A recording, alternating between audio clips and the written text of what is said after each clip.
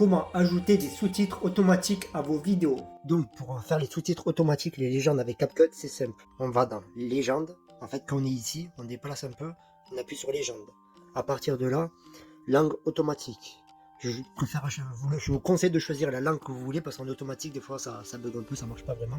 Alors, si vraiment c'est en français, moi, vous êtes sûr qu'il n'y aura pas de problème avec ça. Après, là, les modèles, vous pouvez choisir des modèles si vous avez la version pro. Ou sinon, c'est pas grave, on laisse par défaut, mais on pourra le modifier par après, je vais vous montrer. Du coup, à partir de là, on laisse par défaut, vidéo, français, on appuie sur générer.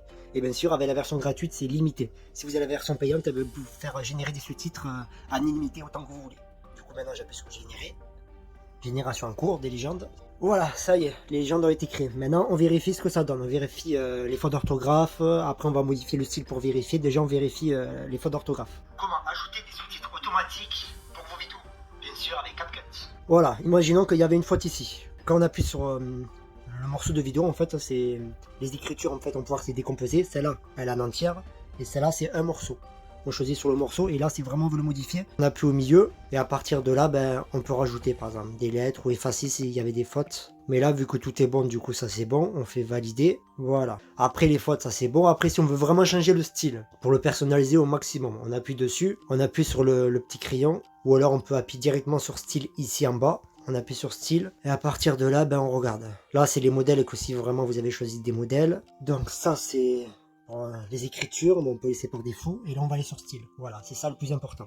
Déjà on peut voir qu'il y a beaucoup plus de styles différents. On peut changer la texture de la couleur, on peut changer la couleur, on peut rajouter beaucoup de choses.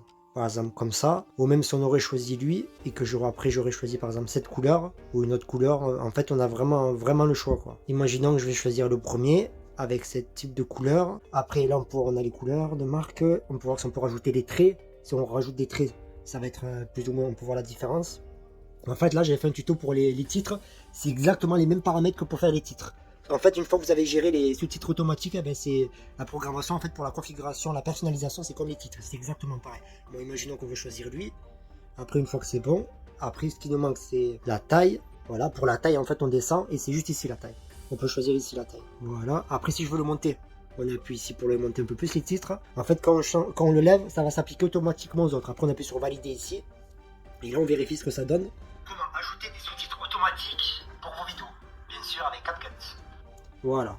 En fait, à chaque fois vous faites une modification d'un bloc ou de l'autre, ça va se faire automatiquement à l'autre en fait. Après, on peut retourner sur style en fait et animation. On peut rajouter des animations comme ça. Comment ajouter des sous-titres automatiques. Et déjà voilà. En gros, comme on fait déjà plus ou moins les bases, vous avez les bases pour faire des sous-titres avec CapCut. Et bien sûr, n'oublie pas de t'abonner car en tant que monteur vidéo, je vais faire des tutos régulièrement.